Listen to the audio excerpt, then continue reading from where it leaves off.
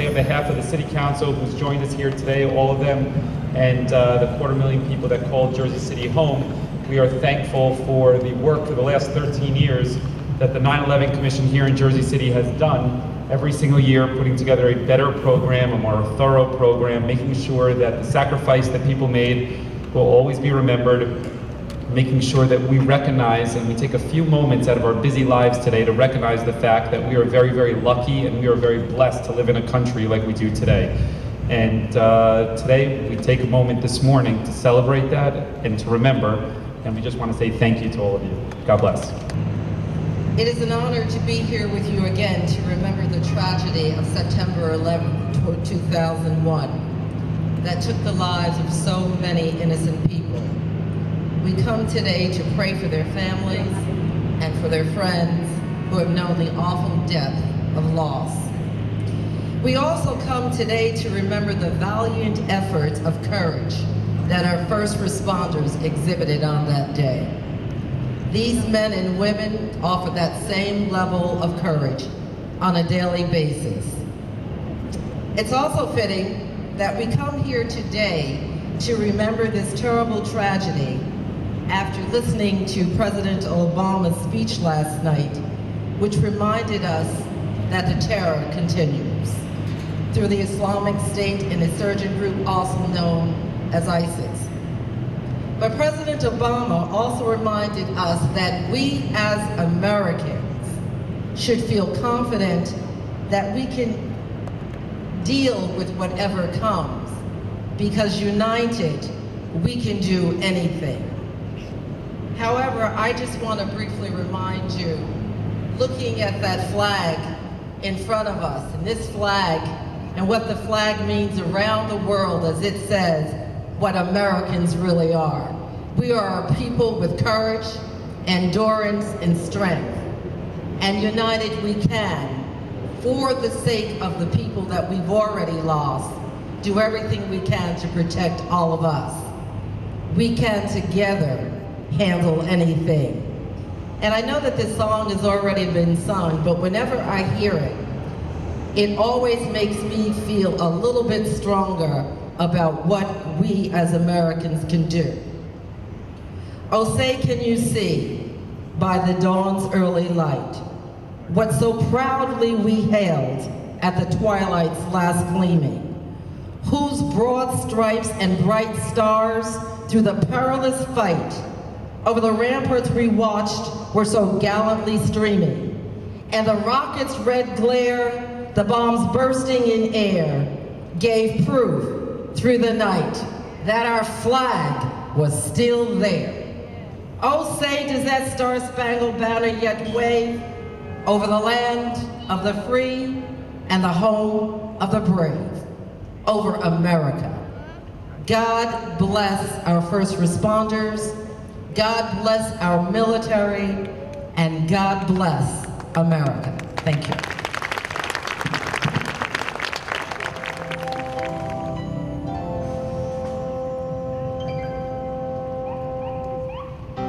Bright September morning in the greatest city, a gentle breeze was blowing through the place they call our home, and high above the city they were working side by side in the gleaming towers, reaching far into the sky. They were halfway to heaven, and I know they're all there now. Fathers, sons, and daughters, and mothers free and proud, and those who raised into the flames to save our fellow man. I know that they're all home now.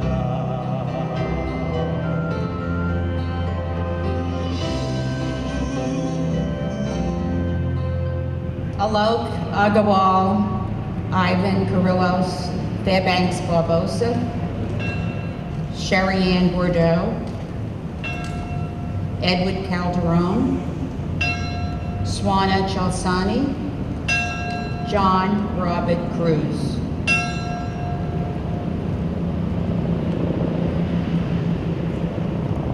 Jamal Legacy DeSantis, Andrea Delabella, Christopher Moore Dincuff, Samantha M. Egan, Barbara G. Etzel, Nancy Carol Farley.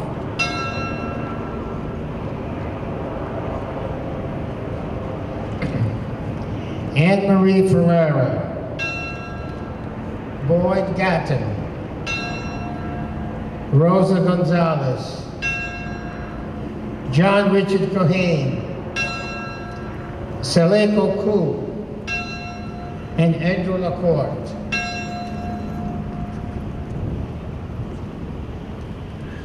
Mary Ellen Ties, Zanetta Tsoy, Edward Raymond Vanacore, Nathaniel Webb, John Charles Willett, Su Chang Steve Wong, Matthew David Yarnell.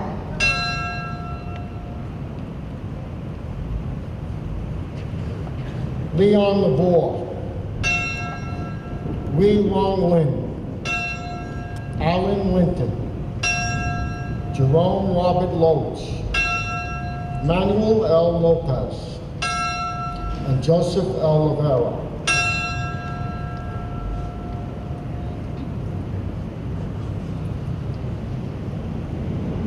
Waleska Martinez, Francis Joseph Nazario, Angel Perez, Susan M. Halio, Ida Rosario, John Shalissa, Thomas F.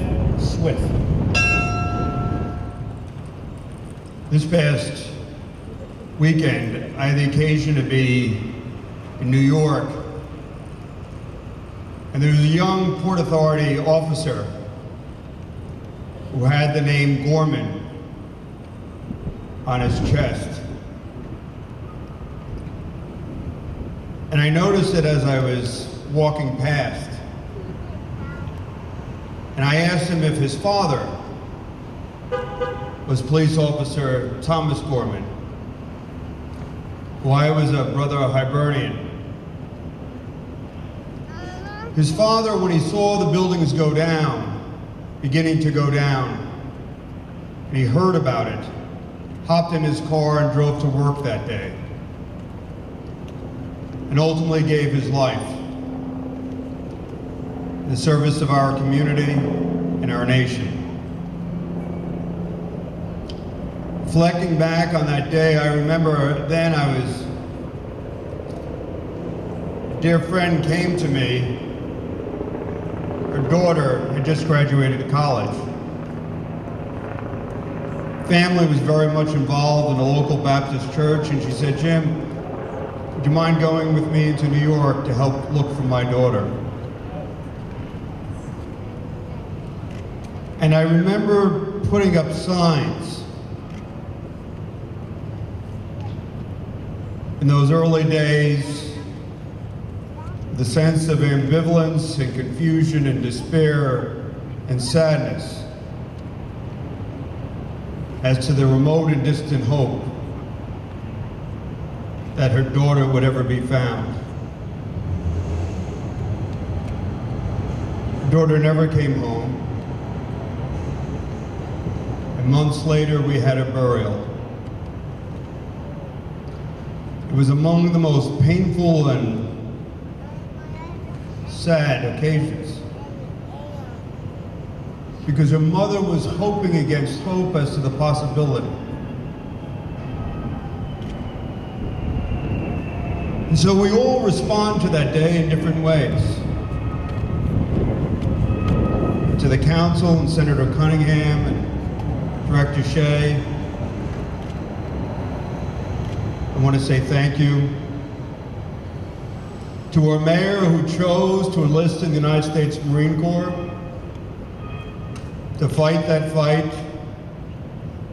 I want to say thank you for your courage and your strength. To the families who have lost so much, I can only but think, as the psalmist instructs us, that we are called to go on. Oh, move, mountain, move. Move on out of my way. Move, mountain, move. Move on out of my way. I'm trying to do God's will. Every day I pray, you just move, mountain, move. Move on out of my way.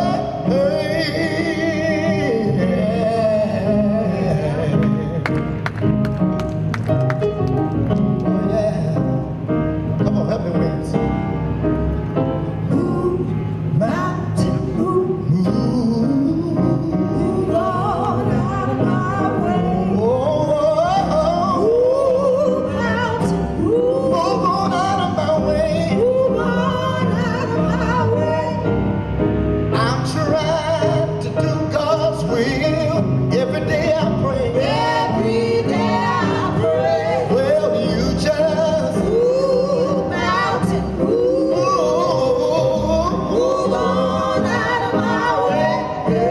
Ooh, yeah. Yeah.